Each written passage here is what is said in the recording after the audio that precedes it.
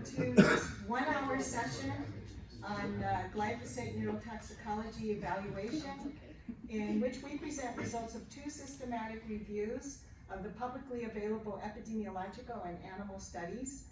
I will give a very brief introduction to set the stage for our 2 main speakers, Drs. Ellen Chang and Ginger Moser.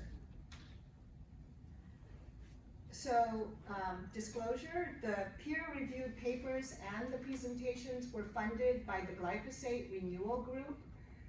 However, the sponsor did not review or comment on the manuscripts at any stage during preparation or submission or finalization of the papers.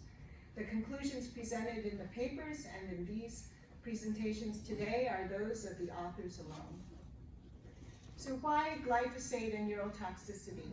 Well, neurological outcomes are one of many concerns for pesticides, including those related to neurodevelopmental and neurodegenerative diseases. And glyphosate products are widely used. So, and recently, new animal and human neurotoxicology studies on glyphosate have been published.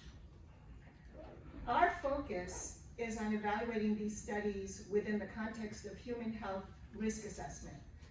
This is an important distinction because although some published papers can be of value for generating new hypotheses, they may not be appropriate for use for risk assessment purposes or quantitative risk assessment. So thus, we ranked the studies and focused our review on the more reliable studies that clearly characterized exposure to glyphosate and were not excessive acute poisonings. Drs. Ellen Chang and Ginger Moser will describe in detail how our review of studies is based on the EPA Office of Pesticides Program guidance on evaluating literature studies for risk assessment purposes, and on OECD US EPA guidelines for neurotoxicity studies and neurotoxicology risk assessment. As quick background, the current EU acceptable daily intake is 0.5 milligram per kilogram per day. So although there is the potential for widespread human exposures, these exposures are 2 orders of magnitude lower than the ADI for each of these exposure pathways, including agricultural applications and close bystanders, residential uses and dietary exposures. And it's also important to note that glyphosate is excreted mainly as glyphosate in the urine within 24 hours, and this information was important for us to consider in evaluating the epidemiology data and also some of the animal data. Dr. Ellen Chang will be our first speaker. She is an epidemiologist, a principal scientist with Exponent, and also an adjunct assistant professor at UCSF Department of Epidemiology and Biostatistics. Her talk will be on the application of the US EPA Office of Pesticides Program framework for evaluation of human epidemiological literature on glyphosate neurotoxicity. She'll be followed by Dr. Ginger Moser, who will present the results of an expert panel review of the neurotoxicology of glyphosate in mammalian systems for risk assessment purposes. Dr. Moser is an independent neurotoxicology consultant from North Carolina, and previously she worked at the US EPA Office of Research and Development for 34 years as a neurotoxicologist conducting laboratory research and evaluating studies for risk assessment purposes. And I'd like to invite you to stay after our 1-hour session for more refreshments and further discussion before the Eurotox debate at 2 p.m. So, thank you, Ellen.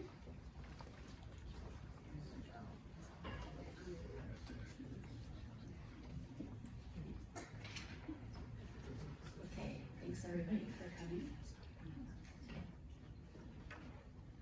And as Dr. Lee mentioned, I will be discussing our systematic literature review of the epidemiology of glyphosate and neurotoxicological outcomes.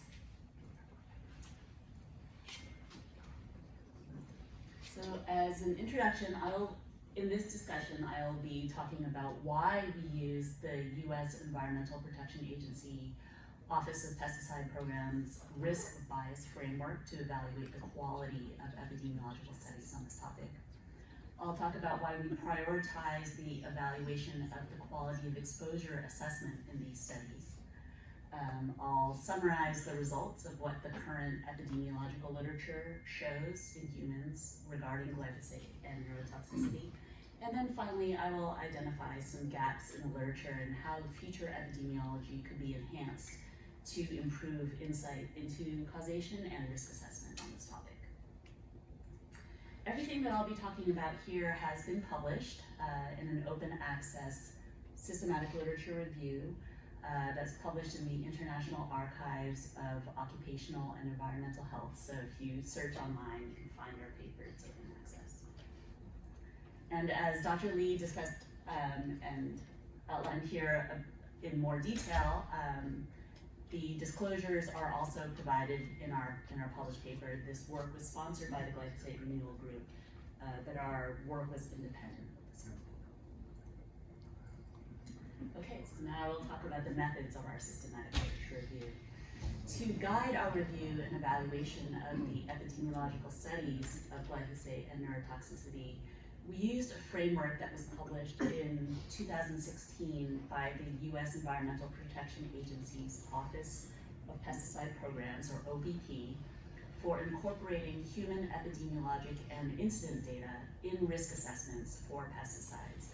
So this was a previously published regulatory agency framework that allowed us to use accepted guidelines for rating the quality of epidemiologic studies, particularly as they related to pesticides, and here for glyphosate specifically. Okay, I will zoom in on this later, I promise. This US EPA method uses a structured framework to assess and rate the quality of observational epidemiological studies based on 5 different study design domains, which I'll briefly introduce in the next few slides. And then I'll follow that up with a more detailed discussion of the exposure assessment quality rating. This is the first of the 5 domains, which is exposure assessment quality. You can see for a rating of high quality exposure assessment, US EPA requires that the exposure metric have an accurate and precise quantitative relationship with external exposure, internal dose, or target dose, possibly associated with a mode of action or adverse outcome pathway. And then it also provides details for moderate quality rating and low quality rating for exposure assessment. This is the second domain in the framework, outcome assessment. Again, you can see that EPA provides definitions for high quality, moderate quality, and low quality, with high quality entailing use of a standardized tool that's been validated in the study population, and so on. The third domain relates to confounder control, where high quality control for confounders requires controlling for really the important confounders that are relevant to the scientific question at hand, and also including standard confounders, age, sex, often geographic region. The fourth domain relates to statistical analysis, where a high quality statistical approach is appropriate to the study design in question and is supported by adequate sample size, maximizing the use of data, and thorough, transparent reporting. The fifth and final domain in the OPP framework relates to risk of other biases, such as selection bias, differential misclassification, effect size magnification, and other potential sources of bias. And then there's an overall study quality ranking that's based on an assessment across the 5 parameters identified by US EPA. In the context of glyphosate exposure particularly, we distinguish between direct and indirect exposure, with direct exposure consisting of personal use of glyphosate by spraying or mixing, and indirect exposure consisting of any exposure other than firsthand personal use. So when I say direct exposure or indirect exposure throughout this talk, this is what I'm referring to. So we were able to further refine the US EPA exposure assessment quality rating guidelines using prior knowledge from numerous biomonitoring studies that have been published on glyphosate exposure, particularly, especially the farm family exposure study that was published in 2004 based on US farming families in 2 states of the United States. And so because the US OPP framework was designed for pesticides in general, not for glyphosate specifically, we really were able to benefit from all of these prior published biomonitoring studies on glyphosate specifically to focus in on the importance of exposure assessment for glyphosate. In the farm family exposure study, there were 48 farming families that used glyphosate. And 60% of the farmers who sprayed glyphosate or mixed glyphosate on a particular day had detectable glyphosate in their 24-hour urine samples on the day of application. The median systemic dose of 0.0001 milligrams per kilogram per day, or 0.1 microgram per kilogram among farmers, which was estimated using a pharmacokinetic model based on the 24-hour urinary concentration, is about 3 to 4 orders of magnitude below acceptable daily intake levels that have been set by regulatory agencies. The maximum systemic dose of 0.004 milligrams per kilogram is about 2 orders of magnitude lower, as Dr. Lee mentioned earlier. None of the 48 spouses in this study participated in pesticide application, but most of them did wash the farmer's application clothes during the study period. And then there were 52 children who were not physically present for glyphosate mixing or application. And of those 52 children, only 1 had detectable 24-hour urinary glyphosate on the day of application. Besides those 52 children, there were 26 other children who actually participated in the mixing or application of glyphosate or were physically present at the time of use. And of those 26 children who were there, 31%, or 8 out of 26, had detectable urinary glyphosate on the day of the application, with a maximum estimated dose shown here of 0.0008 milligram per kilogram. That was for a teenage boy who participated in the mixing and application of glyphosate and was not observed to use PPE on that day. Other biomonitoring studies are consistent with the farm family exposure study in terms of indicating no appreciable dose of glyphosate from indirect exposure scenarios, that is not personally using glyphosate, including residing on or near farms that use glyphosate. And for comparison, I've provided at the bottom the median urinary glyphosate in the US general population is in the nanograms per kilogram range, presumably from dietary exposure, which is not explicitly studied in any of the epidemiology studies of neurotoxic outcomes. So with the benefit of these prior publications on glyphosate biomonitoring, we were able to modify the EPA assessment of exposure measurement quality to be slightly more lenient, because technically if we followed the EPA criteria strictly, that would have required measurement, as I mentioned before, of an exposure metric with an accurate and precise quantitative relationship with exposure and dose. Then none of the available epidemiological studies actually would have met the standard for high quality, because none used glyphosate biomonitoring or validated self-reported glyphosate use based on objective records. So we relaxed the EPA criteria a bit to allow for more variation in the quality ratings among the available studies, taking the biomonitoring results from the farm family exposure study and other studies into consideration. So we rated studies as having high quality exposure assessment if they involve self-reported direct first-hand use of glyphosate with additional data on the frequency or duration of use. Note that all of the epidemiological studies involve commercial glyphosate formulations, which becomes more important in the toxicology. We rated studies as having moderate quality exposure assessment if they involved self-reported direct use of glyphosate without additional data. So that's ever use versus never use. And then finally, we rated any studies entailing indirect use of glyphosate, including those that estimated exposure based on geographic proximity through ambient exposure to glyphosate, as low quality. If you'll recall, only 1 out of 52 children who actually lived on farms where glyphosate was applied had any detectable urinary glyphosate on the day of spraying. So indirect exposure has been shown in these biomonitoring studies not to result in any appreciable dose of glyphosate, especially from ambient drift for people who are located kilometers or miles away. So you would expect that indirect exposure is not really measuring true dose of glyphosate. We don't know what those studies are really telling us about glyphosate exposure. So accordingly, studies with low quality exposure information cannot determine whether individuals are receiving any dose of glyphosate. And so if they had low quality exposure assessment, we consider them low quality overall as well.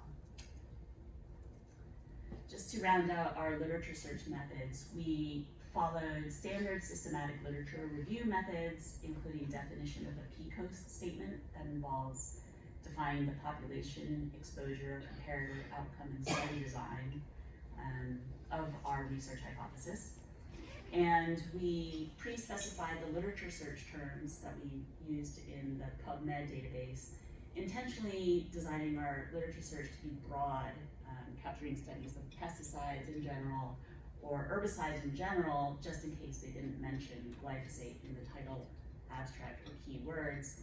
Although for inclusion in our literature review, we required that they assess glyphosate or glyphosate formulation specifically.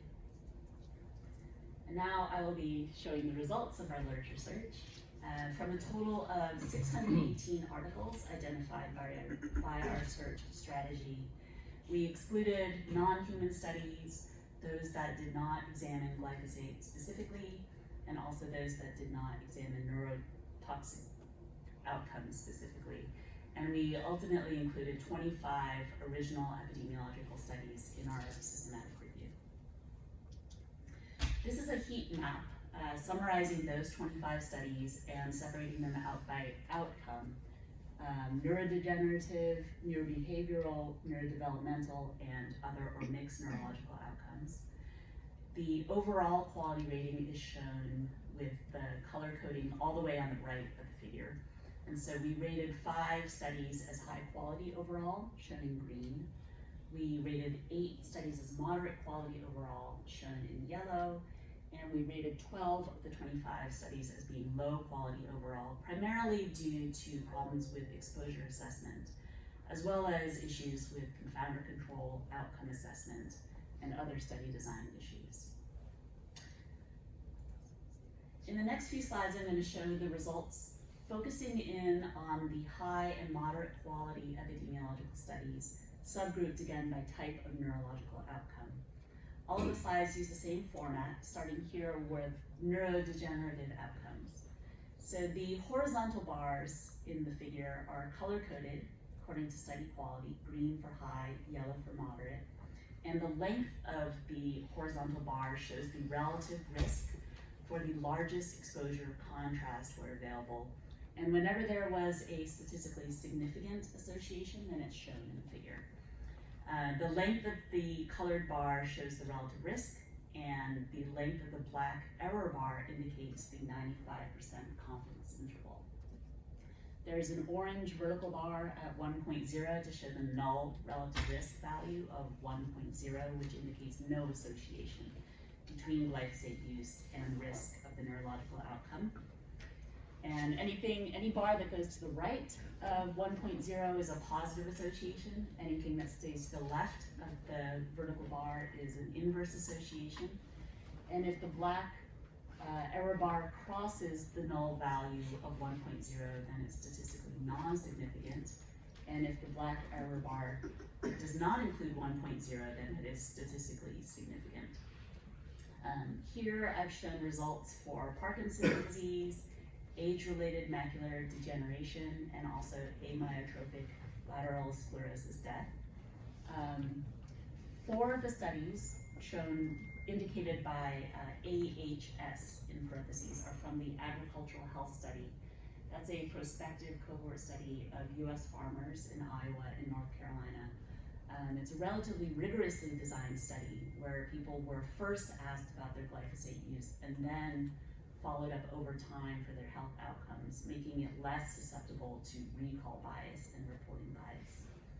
And you can see here that there was no statistically significant association with Parkinson's disease in 3 studies and ALS death in 1 study, but there was a statistically significant positive association with age-related macular degeneration in 1 study. There were 3 high or moderate quality studies of neurobehavioral outcomes, and a statistically significant borderline positive association was found with impairment of visual retention in a cross-sectional study of Ugandan farmers, whereas there was no significant association with depression in 2 independent analyses in the agricultural health study cohort, 1 in men and one in women. With the study of Ugandan farmers by Furman et al., the association with visual retention was the one statistically significant association among 14 different neurobehavioral outcomes that were tested. The other 13 were not significantly associated with glyphosate use in that study. There were several studies of neurodevelopmental outcomes in children and adolescents, but only 1 of them was rated as moderate quality. The remainder used indirect exposure assessments. The 1 moderate quality study found no association with suspected developmental delay. This was a case control study of preschool age children in Thailand where mothers were asked about their use of glyphosate during pregnancy.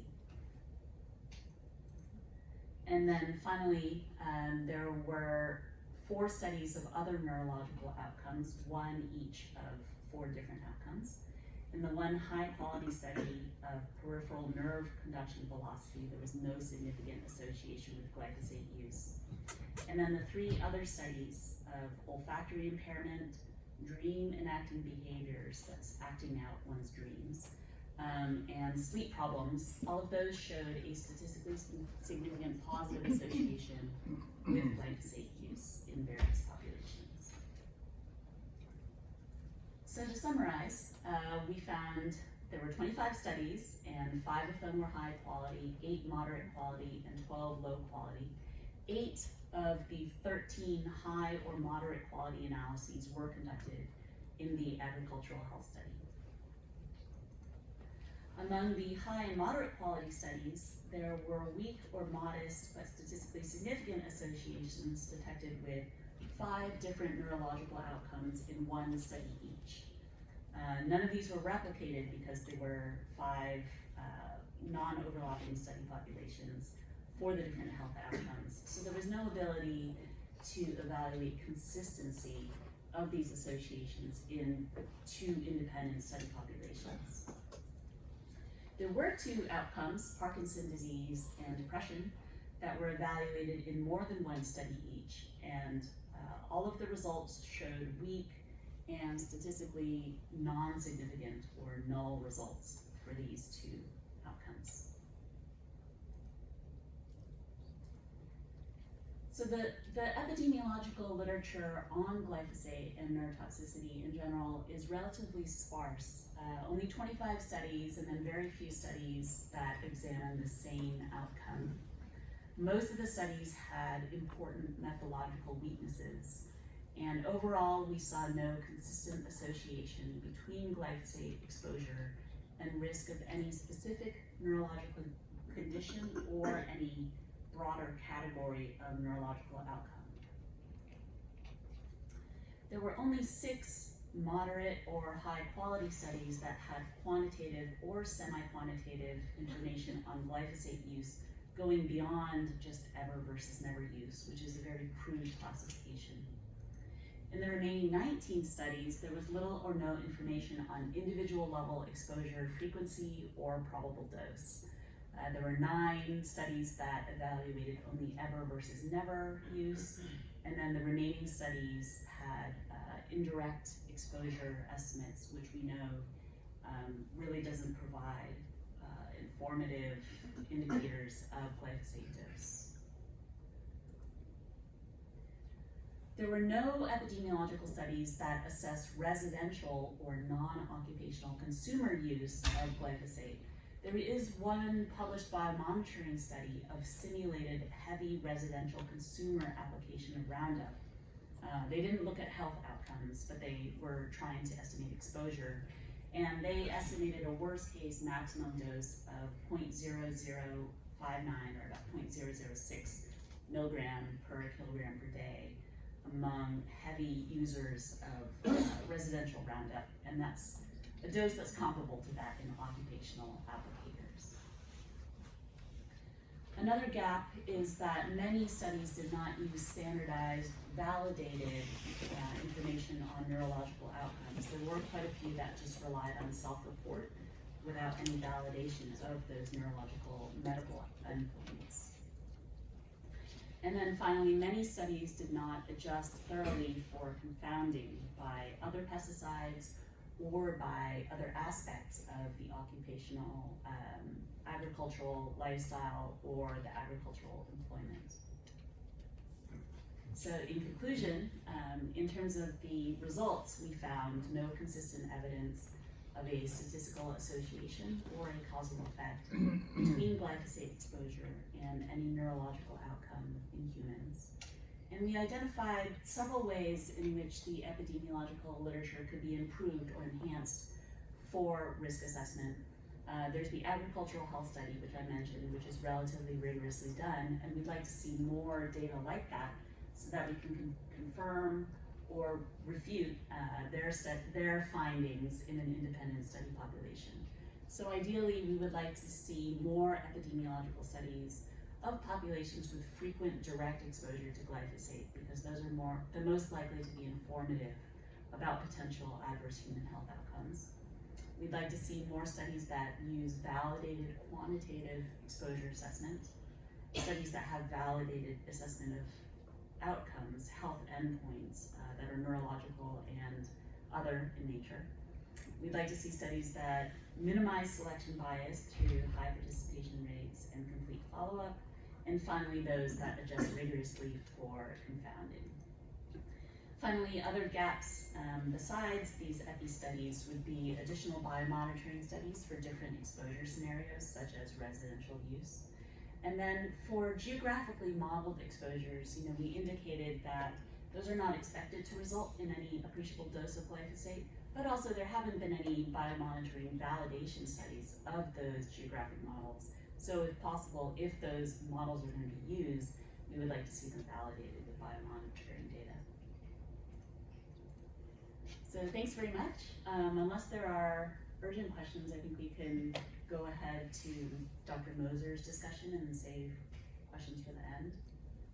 And again, there will be time at the end for more in-depth discussion with refreshments if people would like.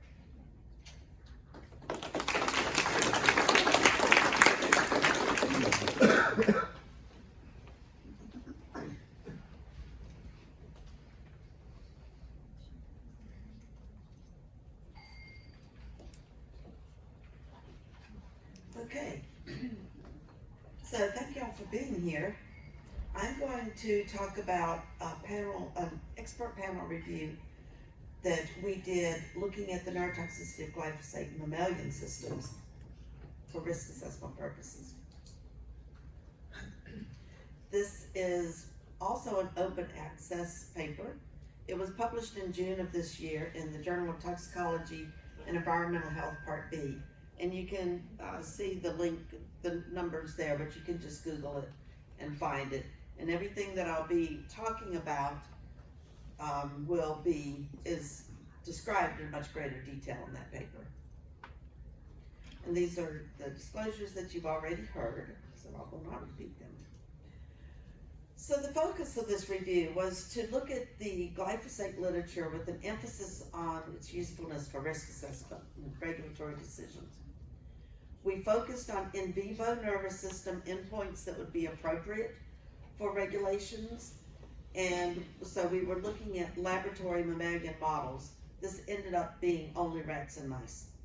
We also looked at the in vitro studies using mammalian cell systems, but they were considered to be more supportive data. So the authors, we all did a critical evaluation of the methods and the results.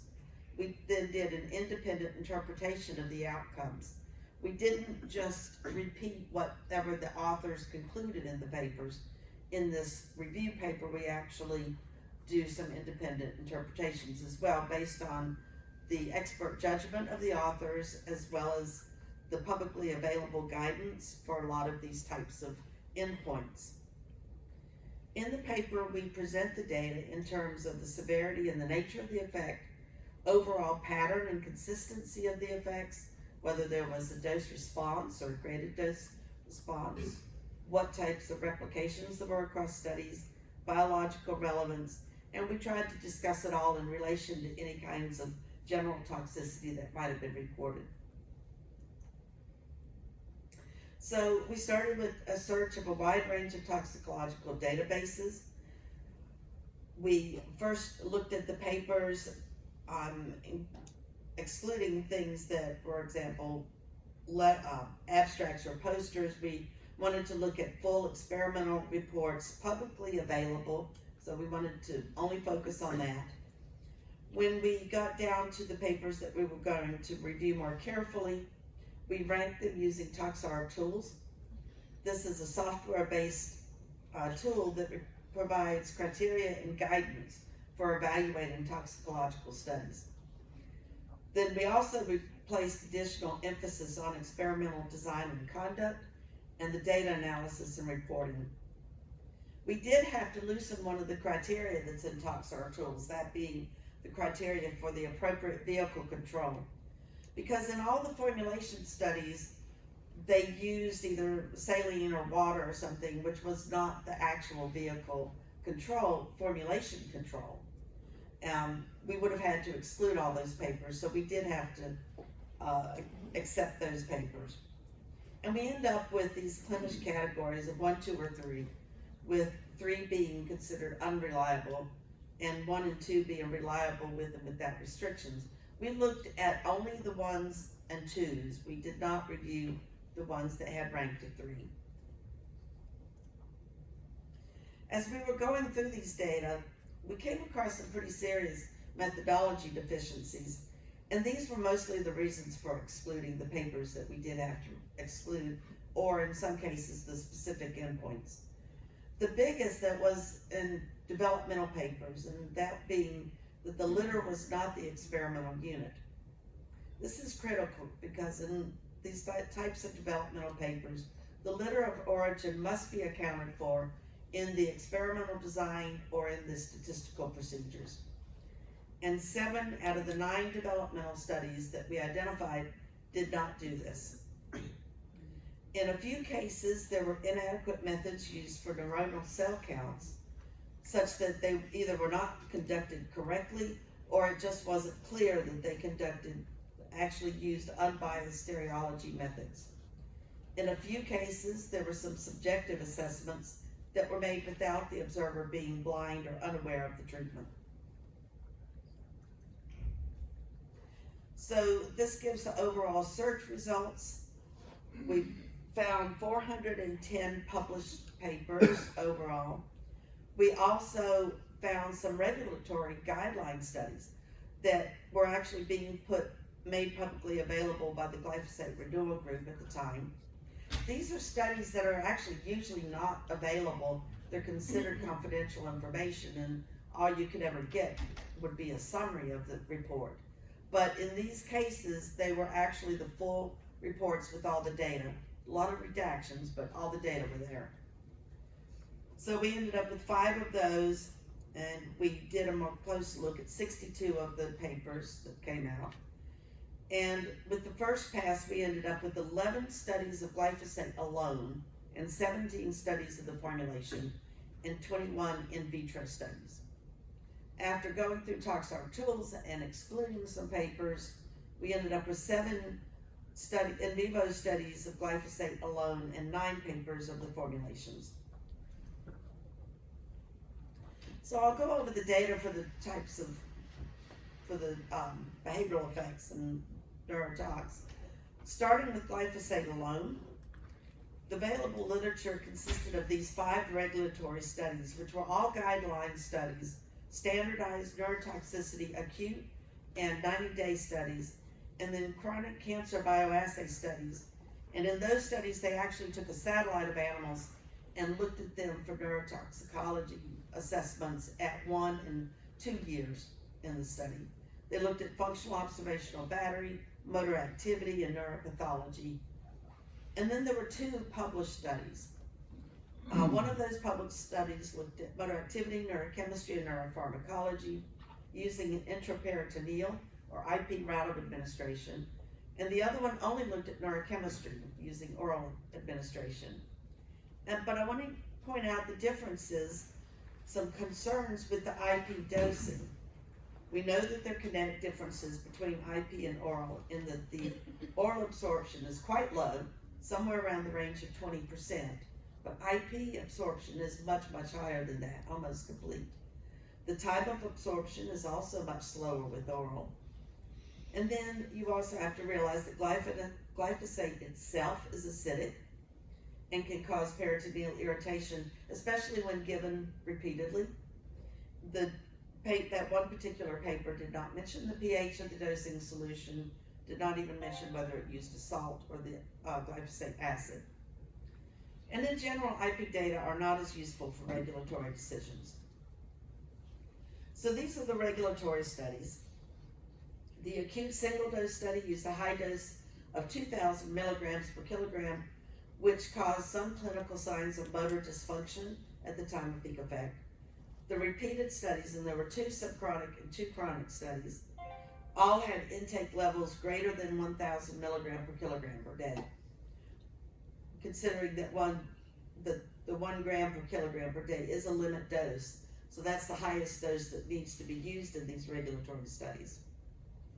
Besides the acute effects, there were only some behavioral changes that were considered sporadic at various time points in most of the studies, but there were no neuropathological changes at any time, even out to 2 years in the chronic studies. So what I mean by sporadic are these inconsistent kinds of effects that are often considered to be random or unrelated to treatment.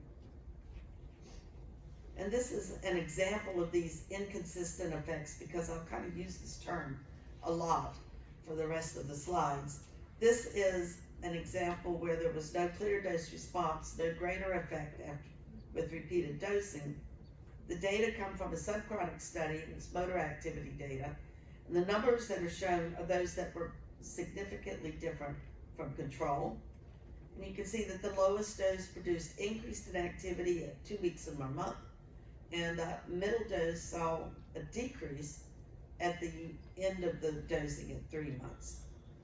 So there was clearly these kinds of inconsistent effects here that were seen at various times. Okay, so this was the first published available study. And as I've already mentioned, this is the one that had the IP dosing. They used 3 doses, gave 6 injections over 2 weeks. There was a decrease in motor activity after each dose, but there were inconsistencies across the doses and with each subsequent dose. They saw decreases in dopamine receptor binding at 2 days, but not 16 days.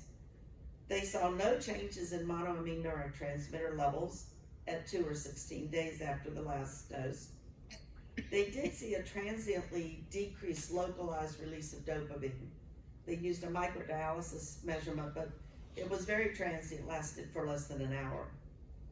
And they saw no changes in tyrosine hydroxylase positive cells.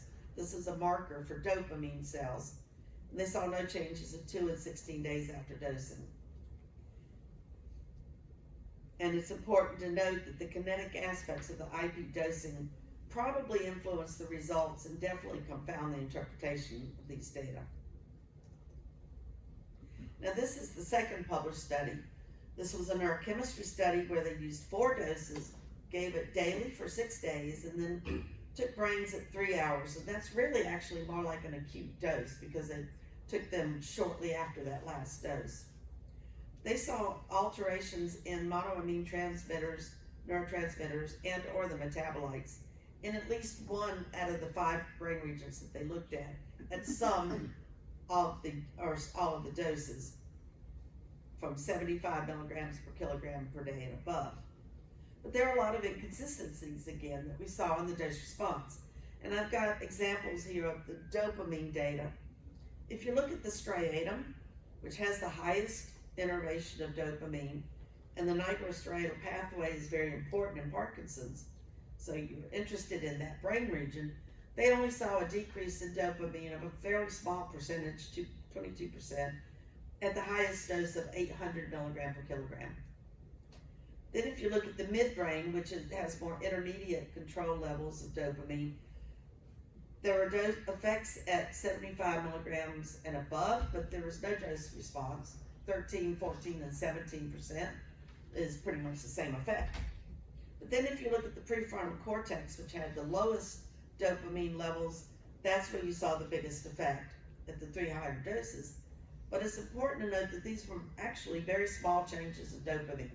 But because the control levels of dopamine were so low in that region, it looks like a bigger percentage when you calculate it as a percentage of control.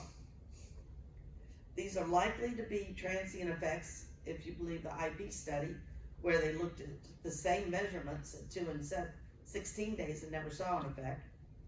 It's important to note that they did multiple statistical analyses without doing a correction. And because they didn't look at later time points or any other biological endpoints, the functional significance is unknown. So to summarize the glyphosate alone studies, the regulatory studies showed that only the highest dose produced acute effects, behavioral effects, but no neuropathological effects. And all those studies were standardized GLP following the same protocol, etc. And they're acceptable, considered acceptable for risk assessment. The 2 published studies did show effects on motor activity and neurochemistry at lower doses, but the data are limited in terms of the dosing regimen, the interpretability of the endpoints, and the route of exposure, so they're less useful for regulatory purposes. So now we get into the studies of the glyphosate formulations. It's important to note that studies have compared glyphosate alone to formulations, and some of those studies show that some or all of the effects are due to the formulation and not to glyphosate. Quantitative comparisons cannot be made between glyphosate alone and the formulations. You also can't make comparisons between formulation studies because the formulation components differ, they change over time, they're constantly being modified, and it's confidential information, so you don't even know all the chemicals that are in that formulation or what the percentages are. But we did look at those papers because they are important for human occupational exposures. And we ended up with 9 published papers from 5 different laboratories. Those 5 laboratories each used a different commercial product, which immediately made it next to impossible to compare across those laboratories. They used different routes of administration, different exposure scenarios, from acute to up to 90 days of dosing. They used different endpoints. In some cases, even for the same endpoints, they used different methodologies. Most of these studies only used 1 dose and or 1 time point, and few of them reported body weight or any other measures of general toxicity. So I'll go through the behavioral effects on these formulation studies first. I'll summarize them I'm not going to go through a lot of detail on each study, but like I say, that information is in the review paper. So motor activity was the most common endpoint used across these studies. And there was some consistency across studies, and not a lot, but some consistency. With acute dosing, you either saw no effect in one study or else you saw a decrease and an increase in activity, depending on the time after dose and the test measure that was being looked at. With repeated dosing, you either saw no effect or you saw decreases in motor activity. Now this asterisk here indicates that there was one study, or one laboratory really, that published several papers, but they used the same dosing scenario in all of those papers. They actually used toxic doses. They presented body weight, which was unusual and nice, but within the first couple of weeks of dosing, the animals actually lost weight, and then as dosing continued, they did start to gain, but they, even at the end of 90 days, they had significantly different weight gain compared to controls. And also they showed decreases in all the organ weights that they looked at, including the brain weight. So, and that was at both of the doses that they used. So these were obviously very systemically toxic doses. And then this, you have to kind of keep that in mind when you're looking at the behavioral effects in those animals.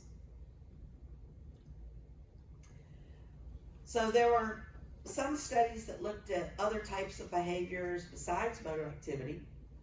There were a number of them that looked at anxiety behaviors and which reported either no effects acutely, or else with repeated dosing, you saw no effects or an increase in anxiety.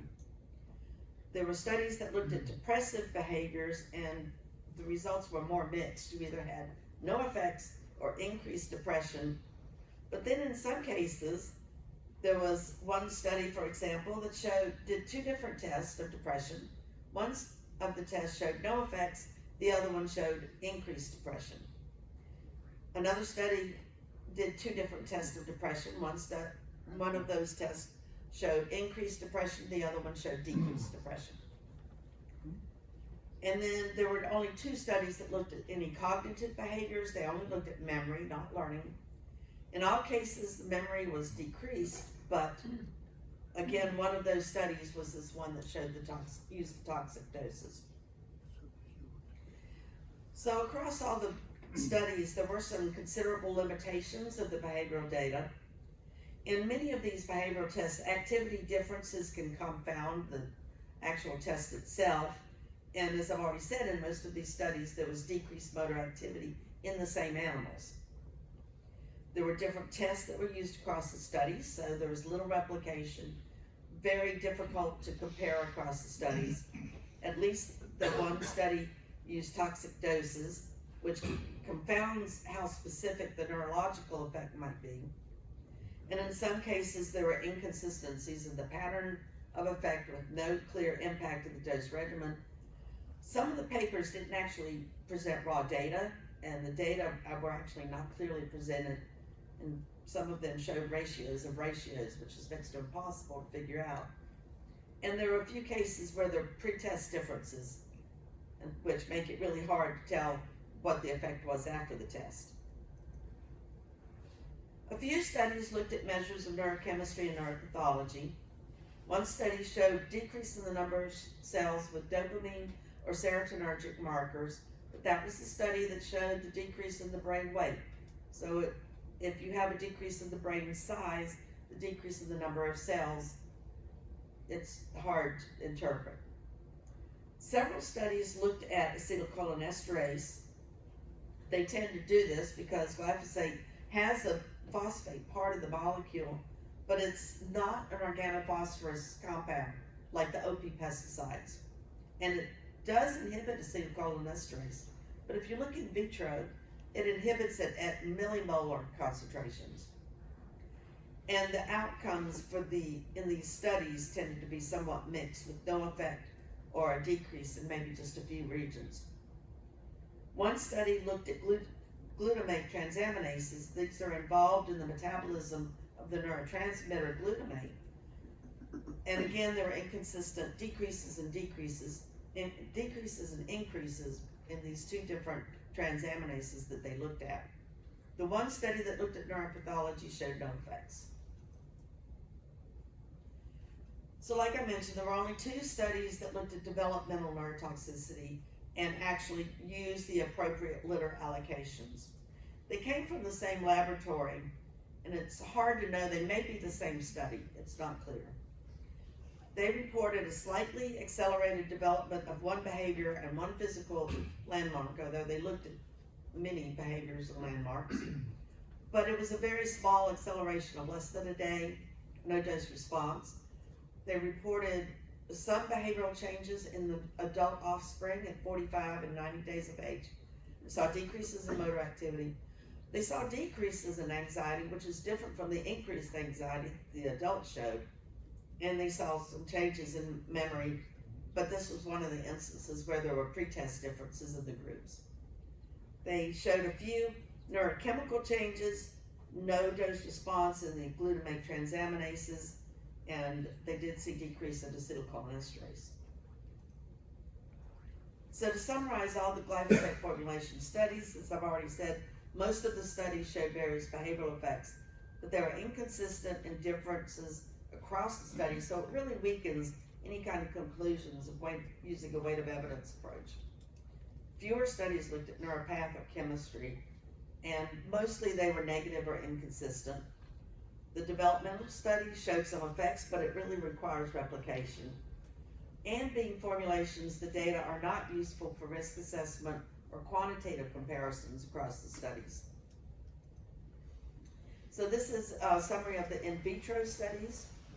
There were 21 of them. 2 of them were excluded because they put the formulations directly on the cells. And the formulations include things like surfactants, which are toxic to cell systems. 12 of them came from the same laboratory, where they showed no effects of glyphosate. And in fact, this is a laboratory that is in the process of validating in vitro tests for screening, and glyphosate is their negative control. Most of the rest of the papers showed various effects on different cell systems, but they were at concentrations that were either cytotoxic or pretty much unattainable in real life. They were millimolar concentrations. There was one study that showed changes in cell migration and differentiation in neural stem cells, and there they used concentrations down in the micromolar range. But other papers that looked at the same measures in the same cell systems did not show effects that low, so this also requires replication. So to summarize the literature in general, it was actually pretty limited, which was surprising compared to how long glyphosate has been out. And there were variable methods and results, just as I say, it really limits any kind of weight of evidence conclusions. The published studies were not sufficient to inform risk assessment, although they may be used to help generate hypotheses that could be used for additional research. But more rigorous and broader studies of glyphosate alone are needed to improve the usefulness of the published literature for risk assessment, and that could help augment the existing risk assessment studies. Conclusions of the glyphosate neurotoxicity itself. If you look at glyphosate alone, the regulatory studies were mostly negative, and the 2 published studies that did show potential effects were inadequate for risk assessment. And the formulation studies showed a variety of effects, but as I've said, the results were complicated, problematic, inadequate for risk assessment. Almost all of the in vitro data were negative at relevant concentrations. So the review did not result in conclusive evidence of glyphosate neurotoxicity that would inform risk assessment decisions. And thank you for hanging around, and I think we've got time for a few questions, or else we could just open it up to a general discussion.